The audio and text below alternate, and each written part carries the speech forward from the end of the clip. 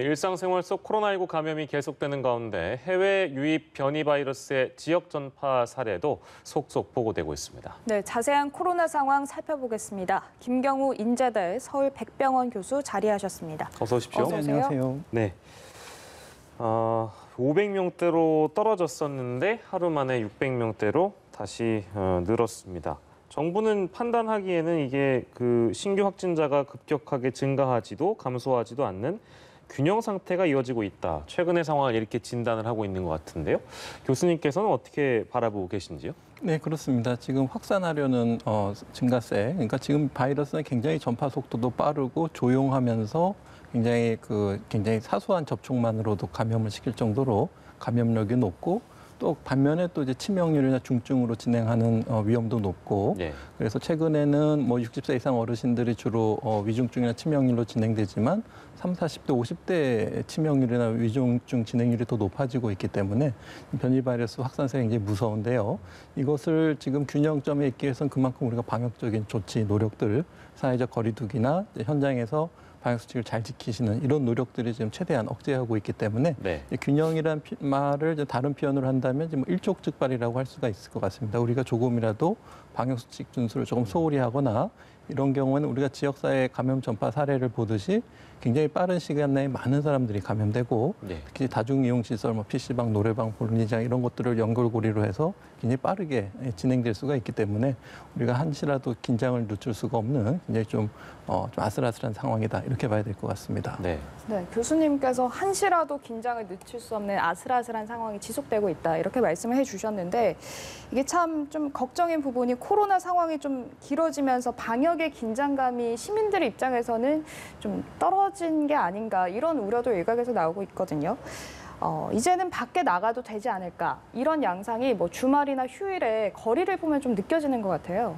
네, 지금 야외 산책하시기 아주 좋은 시절이고 그래서 정부에서는 이제 가가호호 캠페인 그래서 가족끼리 가까운 곳에 그리고 호젓한 곳, 그러니까 밀접하지 않고 밀폐되지 않은 곳에 가족끼리 가는 것은 뭐 괜찮겠습니다. 그리고 이제 특히 어르신들 백신 접종을 해드린다든지 그런 네. 효도까지 해서 가가호호 캠페인을 하고 있는데 지금 이렇게 또 가족끼리 가까운 곳을 가시는 건 전혀 문제 없고 다만 사람들이 많이 몰리는 곳을 가신다든지 또 그곳에 가서 다중이용시설을 또 이용하신다든지 이렇게 되면은 지금은 언제 어디서든지 누구라도 조용하게 감염되실 수가 있는 위험 상황이기 때문에 안전한 방역 수칙을 지키시면서 인구 밀접도가 좀 낮은 좀 환기가 잘 되는 항상 창과 문을 충분히 열어놔서 맞바람이 통할 수 있는 그런 환경으로 좀 이용하시고 최대한 사람들이 많이 모이는 곳에는 짧게 머무시고 네. 하는 노력들이 좀 필요하실 것 같고요. 이제 날씨가 조금 더 더워지면은 이제 오히려 이제 냉방을 위해서 문을 좀 꼭꼭 닫으시는 경우가 있는데 작년 여름에 이런 많은 사례들을 봤을 때 밀폐된 환경에서는 특히 이제 에어컨 바람을 타고 멀리 있는 사람들까지 쉽게 전염시킬 수가 있기 때문에 오히려 이제 환기를 잘 시키고 이제 무더운 여름에 우리가 환기 관리라든지 이런 노력들도 좀 같이 필요할 것 같습니다. 예. 네. 그리고 정부가 다음 주부터 적용할 거리두기 조정안을 모레에 발표할 예정인데 이제 이거에 대한 관측을 좀 저희가 듣고 싶어서 드리는 질문입니다. 뭐 재연장이 될 것이다 이제 이런 관측들이 지배적인 상황인데요. 김경우 교수께서는 좀 어떻게 예상하시는지요? 네, 그럼 추가적으로 더 할 수 있는 조치가 좀 상당히 좀 제한적이기 때문에 이제 권고안은 아마 지금 계속 유지될 것 같고요. 이제 조금 더 이제 세부적인 지침 변화 같은 것은 조금 필요할 것으로 보입니다. 네. 그러니까 이번 시범 사업을 했을 때 거리두기 1단계를 적용했던 지역에서 어떤 재감염 사례들을 봤을 때 어떤 지역 간의 차이, 인구 이동량이나 인구 밀집도에 따라서 네. 도농 간의 어떤 지역적인 차이를 개편안에 좀 반영한다든지 그리고 좀 백신을 맞는 분들이 좀 일부 계시기 때문에 백신을 맞으신 분과 안 맞으신 분 간의 어떤 거리두기 적용 지침이 좀 변경돼서 적용이 돼야 될 것 같은데 보통 이제 백신 접종제 하게 되면 2차 접종까지 만료하고 2주가 지나신 분 혹은 이제 아직은 아니지만 얀센 백신 맞고서 1차 접종하시고 2주가 지난 분들 이분을 이제 백신 맞은 분이라고 우리가 할 수가 있겠는데 네. 이제 그 사이에 있는 분들 1차 접종하고 어느 정도 시간이 지나신 분들 같은 경우에도 좀 개편안에 지침을 좀 추가하면 좋겠는데요. 지금 나오는 많은 증거들이 1차 접종만 맞으셔도 위중증이나 사망을 100% 예방해주고 감염을 예방해주는 효과가 거의 뭐 90% 가깝다 이런 보고들이 있기 때문에 그 지금 근거들도 추가적인 개편안에 좀 반영해서 우리가 이제 사회적 거리두기의 긴장도를 낮출 수는 없지만 조금 어떤 지역 간의 차이, 특성을 반영한 차이, 그리고 백신을 맞으신 분에 대한 어떤 차이 이런 것들에 대해서 좀 추가적인 보완이 필요할 것 같습니다. 네. 네, 지금 백신 얘기를 하셨으니까 60에서 74세 어르신을 대상으로 하는 그 백신 접종 사전 예약률이 보면 꾸준히 높아지고 있습니다. 지금 예약률 속도는 교수님께서 보시기에 좀 어떻다고 판단을 하시는지요? 네, 꾸준히 좀 증가하고 있는 것 같고요. 그 예약 접종을 맞고 싶은데 예약이 조금 번거롭거나 잘 안 돼서 못 하셨던 분들 이런 분들은 좀 적극적으로 도와드려야 될 것 같고 그게 아니고 또 말씀하신 것 좀 맞아야 되나 말아야 되나 이런 분들 같은 경우에는 좀 왜 주저하시는지 한번 여쭤봐야 될 것 같고요. 네. 그러면은 다른 통계 조사 같은 경우에는 이상 반응이 좀 걱정이 돼서 그리고 백신 효과에 대해서 좀 믿을 수 없어서 이런 응답들이 많이 있어서 예. 우리가 이제 이상 반응에 대해서 충분히 설명을 해드리고 걸릴 확률이라든지 또 그런 분들이 주변에 이제 맞는 분들을 봤을 때 맞고 어땠냐 그랬을 때 네. 보통은 맞고 괜찮았어 뭐 이런 얘기를 많이 들으시면 또 적극적으로 참여할 가능성이 있겠고요. 네. 그래서 네네. 이상 반응에 대한 두려움을 좀 많이 낮춰드리고 또 지금은 이제 이상 반응이 생겨서 어떤 진료비가 발생했을 때 그게 좀 부담스러울 부분에 대해서도 정부에서 인과성이 충분히 밝혀지지 않아도 충분히 진료비를 지원하고 있기 때문에 그런 부분에 대해서도 좀 적극적으로 좀 이상 반응에 대한 장애 요인을 좀 낮출 수 있을 것으로 생각이 되고요. 근데 백신의 효과에 대해서는 지금 정부에서 통계 수치로 이제 계속 발표를 하고 있는데 예. 감염 예방 효과가 90%라는 것은 지금까지 나온 어떤 백신도 그렇게 높은 효과를 보인 적이 없기 때문에 그리고 2차 접종이 아니고 1차 접종만 맞아도 그렇게 높은 효과를 보이고 있고 특히 위중증이나 사망 예방 효과가 100%라는 거는 99%도 아니고 100%라는 거는 굉장히 거의 뭐 완벽하다고 볼 수 있을 것 같고요. 물론 이제 조금 더 사례가 늘어나면 어떨지 모르겠지만 현재까지 많은 뭐 400만 회 이상의 접종이 일어났는데도 그렇게 지금 중증 사망 예방 효과가 100%다 이런 이 효과는 안심하고 믿고 맞으셔도 괜찮으시겠습니다. 네, 혹시나 뭐 그 접종 예약을 좀 미루시거나 고민 중이신 분들이라면 지금 이제 해주신 말씀이 충분히 도움이 됐을 거라는 생각이 들고 뭐 교수님께서도 사실 외래 보실 때 내원하시는 환자분이나 환자들의 보호자들이 백신 얘기를 많이 물어보지요? 어떻습니까? 네, 그렇습니다. 그래서 뭐 다양하게 물어보시면 맞은데 이상 반응이 좀 걱정이 되는데 맞아도 되냐? 예, 그러면 일단 맞으시는 게 좋겠습니다가 아니고 꼭 맞으셔야 됩니다. 이렇게 권고를 해드린다든가 아니면 이제 기저질환이 있는데 맞고서 기저질환 때문에 나빠지지 않을까 이렇게 생각하시는데 오히려 기저질환이 있으신 분들이 더 이득이 크고 아직까지는 그 예방접종 후에 기저질환이 악화된다는 증거는 없기 때문에 네네. 적극적으로 맞으시고 그리고 이제 맞고 나서 이상 반응이 생기시면은 그것이 어떤 백신 접종으로 인한 흔한 면역 반응인지 아니면 다른 증상인지 관련이 없지만 가지고 있던 기저질환이 다시 나타나는 건 아닌지 예. 흔한 가지고 계신 기저질환이 굉장히 다양하시기 때문에 뭐 전에 통풍이 있으셨던 분들은 발이 아프다 그러실 수도 있고 편두통이 있으셨던 분은 머리가 아프다 그러실 수도 있고 네네. 뭐 방광염이 있던 분들은 또 뭐 소변에 피가 나온다 뭐 불편한 증상이 있다 이렇게 말씀하시는 경우가 있기 때문에 예. 일단 백신 접종 후에 백신 면역 반응과 관계없는 어떤 이상 반응이라고 하더라도 당고를 의사 주치의 선생님하고 상의하셔서 이것이 백신과 관련이 없는지 관련이 없어도 적극적으로 진료받고 치료받고 이런 노력들은 좀 계속 필요하시기 때문에 예. 일단 적극적으로 맞고 또 증상을 잘 모니터링하셔서 적극적으로 진료받고 이러신 노력들이 좀 필요하겠습니다. 네, 네. 알겠습니다.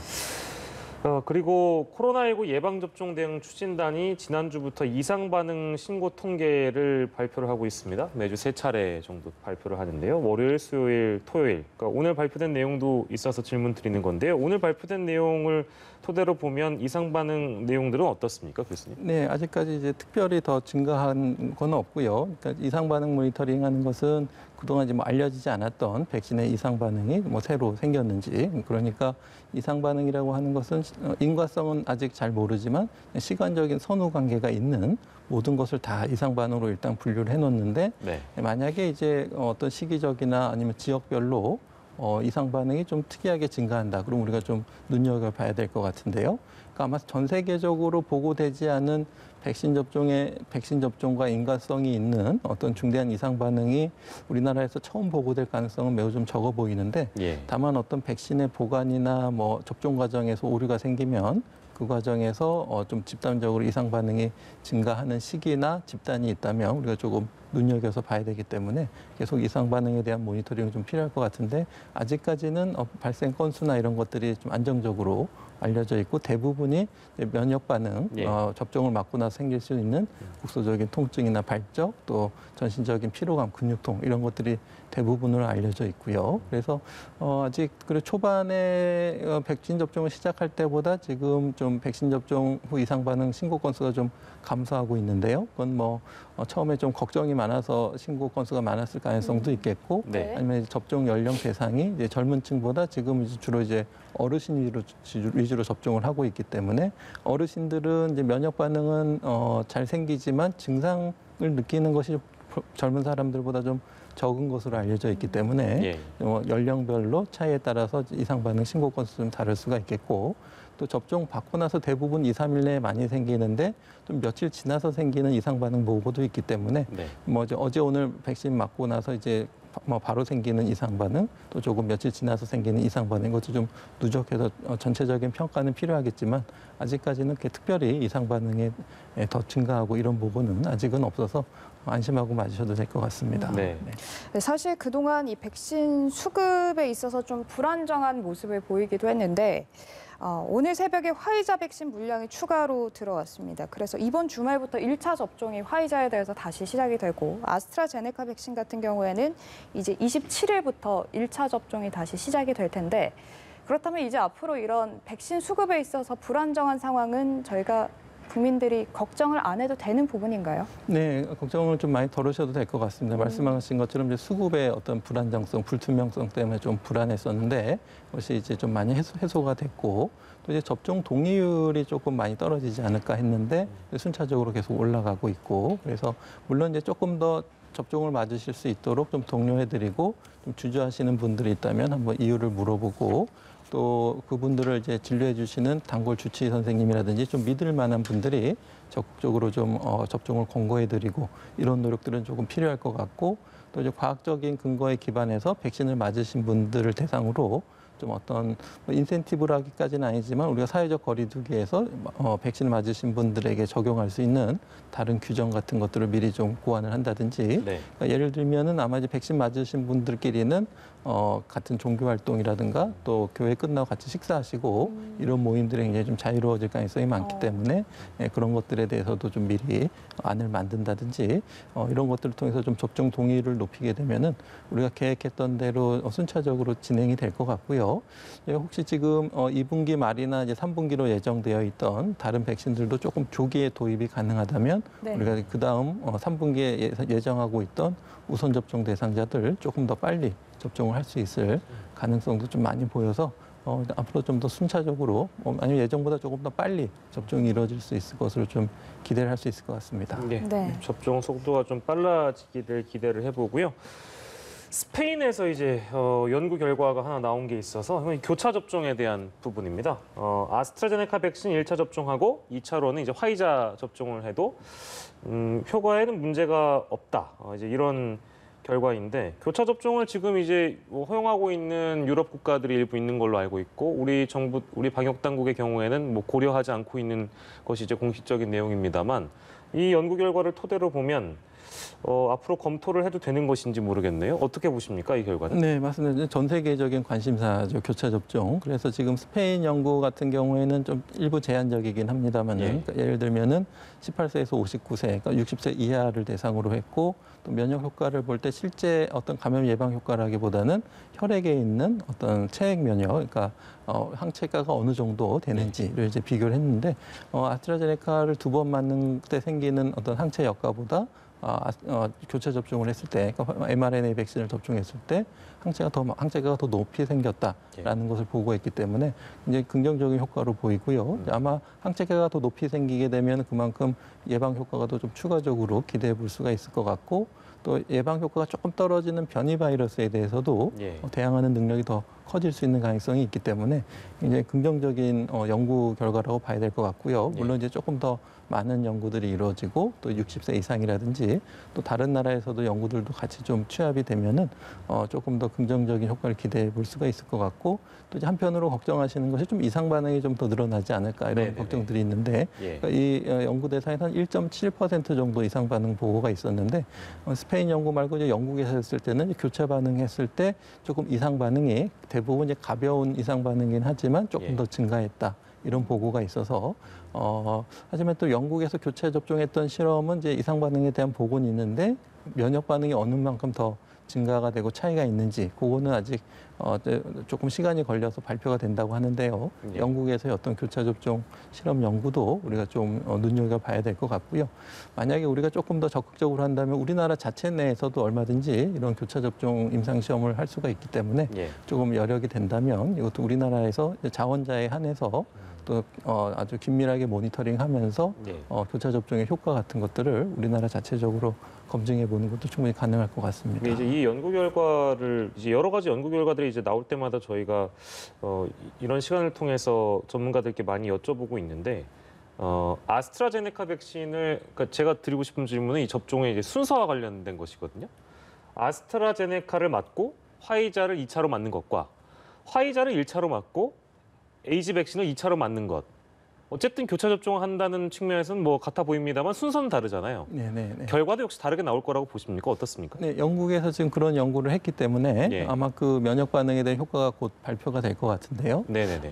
일단은 이론상으로 봤을 때는 사실은 같은 같은 그 유전자 서열을 가지고 만든 항체이기 때문에 예. 다만 이제 벡터, 그러니까 아데노바이러스를 이용했냐 아니면 나노지질 입자를 사용했냐 그 차이밖에 없기 때문에 사실 면역 반응이 유도되는 것은 큰 차이는 없을 것 같은데 예, 예. 실제 그런지는 이제 연구 결과를 좀 봐야 될 것 같고요. 네네. 아마 이제 우리 그렇게 교차 접종에 대해서 고민을 하는 이유 중에 하나는 이제 백신의 수급 상황이 좀 일정하지 않기 때문에 예. 우리가 좀 보다 빨리 많은 분들을 맞히기 위해서 이런 교차 접종에 대한 연구를 하고 있기 때문에 네. 아마 이제 우리나라 백신 접종 어떤 수급 상황 같은 것들을 봤을 때 예.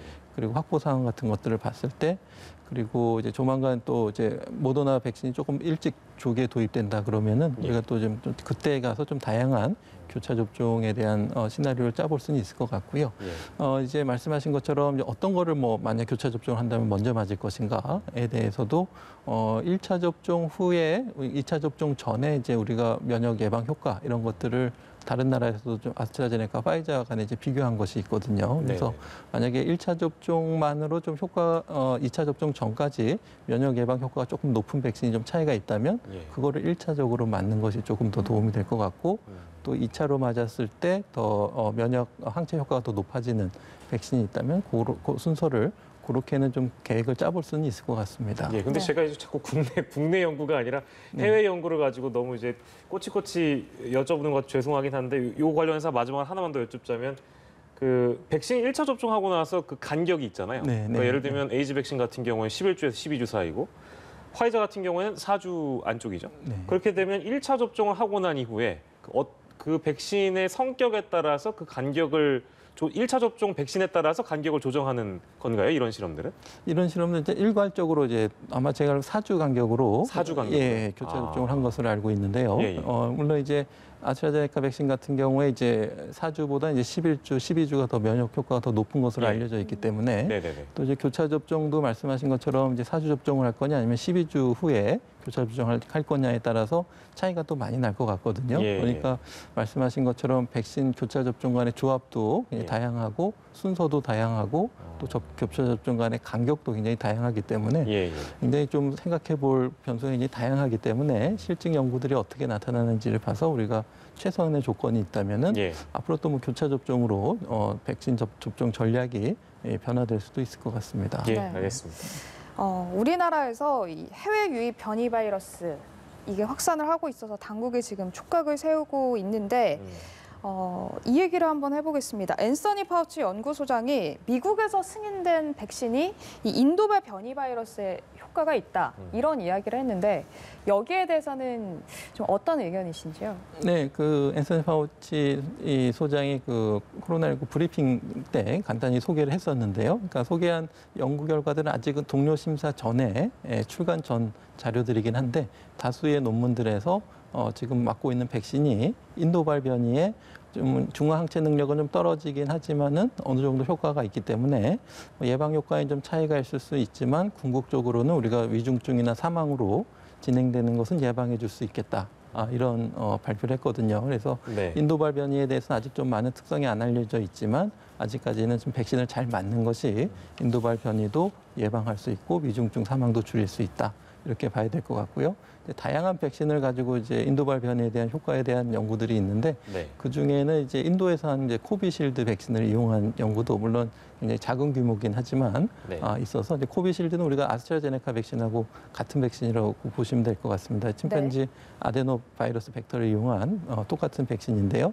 그것도 인도발 변이에 대해서 약간 중화 능력은 떨어지지만 어느 정도 예방 효과가 있다 이런 실험실 연구가 있기 때문에 물론 이제 조금 더 이제 역학적인 연구가 좀 추가적으로 필요하겠지만은 예. 아직까지는 그 인도발 변이 바이러스도 지금 우리가 맞고 있는 백신 접종을 좀 잘 하는 것이 좀 도움이 될 것 같고요.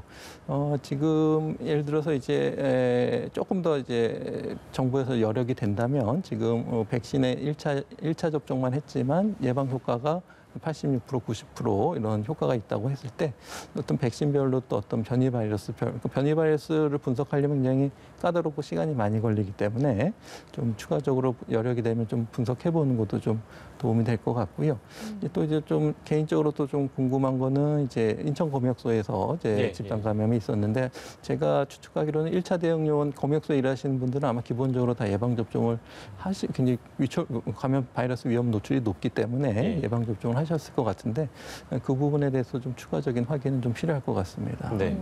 변이 바이러스 얘기가 나와서 이거 이제 오랜 기간 이제 얘기가 거론됐던 얘기인데 부스터샷 3차 접종 이거 필요하다는 지적이 뭐 많이 나왔어요. 3차 접종에 대한 부분은 어떤 의견 갖고 계십니까? 네, 이게 두 가지 때문에 필요성이 거론되는 것 같습니다. 우리가 생긴 항체가 어느 정도 언제까지 유지될 것인가. 지금 아직 6개월까지는 충분히 유지되는 것 같다라고 보고 있고 혹시 1년 뒤에 떨어지면 1년 뒤에 한번 맞아야 되지 않을까 그런 의견이 있고요. 이제 부스터샷을 맞게 되면은 항체가를 높이 끌어주는 효과가 있기 때문에 예방 효과도 있지만 특히 이제 변이 바이러스에 대해서 우리가 항체가 좀 특이성이 떨어진다고 하더라도 항체가가 높으면 충분히 예방 효과가 위중증 예방 효과가 뛰어나기 때문에 변이 바이러스에 대해서도 특히 이제 항체가를 높이는 것 자체가 효과가 있겠다. 그래서 이제 필요성이 거론되고 있는 부분이 돼서 이제 언제 어떻게 맞을 것이냐는 그냥 좀 사실 조금 더 추가적인 확인이 연구 결과가 좀 필요할 것 같은데요. 네. 그래서 전 국민이 다 맞을 것인가 아니면은 예를 들어서 2차 접종 완료를 한 경우에 부스터샷을 맞지 않더라도 어느 정도 예방 효과가 있다고 하면은 좀 고위험군이나 감염 전파 위험성이 높은 좀 많은 사람들을 만나고 의료인이라든지 이런 특정 대상 우선 접종 대상군에 한해서만 부스터샷을 한다든지 뭐 굉장히 다양한 시나리오는 가능할 것 같아서 그리고 동일한 백신을 할 건지 아니면 유전자 변이 바이러스에 맞춰서 변형된 백신을 할 건지 또 아까 말씀하신 것처럼 또 교차 접종을 해도 갈지 또 용량을 어느 정도 할지 뭐 굉장히 다양한 변수가 남아 있기 때문에 일단은 우리가 3차 접종을 하는 것이 좀 도움은 더 될 수 있다라는 가능성에 대비해서 또 그만큼 좀 백신을 좀 많이 확보하고 특히 이제 우리 인구수보다 더 많은 지금 백신이 확보되어 있고 또 나중에 우리나라에서 자체적으로 생산도 하고 기술 이전까지 받는다면은 우리가 이제 부스터샷에 대한 어떤 예방 효과에 대해서도 우리가 좀 충분히 준비를 하고 있다고 좀 봐야 될 것 같습니다. 네, 알겠습니다. 마지막으로 이 질문 드리고 좀 마무리를 지어볼까 하는데 오늘 출근할 때 보니까 날씨가 굉장히 좋더라고요. 이제 여름 휴가 계획을 세우시는 분들도 있을 것 같고 이제 다음 달이면 해수욕장이 개장을 준비하는 곳도 꽤 있다고 하는데 사람들이 꽤 많이 찾을 텐데 아무래도 물 속에서 또 놀고 사람들이 모이다 보니까 방역에 있어서 좀 주의를 해야 할 부분이 있을 것 같거든요. 이 부분 한번 짧게 짚어주시죠. 네, 맞습니다. 아무래도 사람 간의 밀접 접촉이 일어나지 않도록 혼잡도, 밀집도를 좀 줄이는 것이 제일 필요할 것 같고요. 또 그런 분들이 또 밀폐된 환경에 노출되지 않도록 다중이용시설 관리도 굉장히 필요할 텐데 해수욕장이란 특성상 어떤 입구 같은 것들이 좀 통제되기 어려우니까 많은 지자체나 이제 해수부에서 많은 고민을 해서 작년에 어떤 성공 사례나 조금 좀 보완이 필요했던 사례들 이런 것들이 있다면 다시 재논의해서 아마 올해는 좀 더 좋고 합리적인 안이 적용될 것 같은데요. 네. 특히 이제 백신을 맞으신 분이라든지 또 이런 분들에 대해서는 또 좀 다르게 적용할 수 있는 부분도 있을 것 같아서 아마 작년의 경험을 바탕으로도 좋은 안이 나올 것 같고요. 또 이제 네. 방문해 주시는 분들도 최대한 좀 혼잡한 곳은 좀 야외라고 하더라도 좀 피하시는 것이 좋겠고 특히 이제 거기서 이제 다중이용시설에 몰리실 때 방역수칙 준수 같은 것도 좀 철저히 지켜주셔야 되겠습니다. 예, 알겠습니다. 그 말씀까지 저희가 듣고요. 오늘 코로나19 상황은 인제대 서울백병원 김경우 교수와 짚어봤습니다. 고생하셨습니다. 네, 감사합니다. 감사합니다.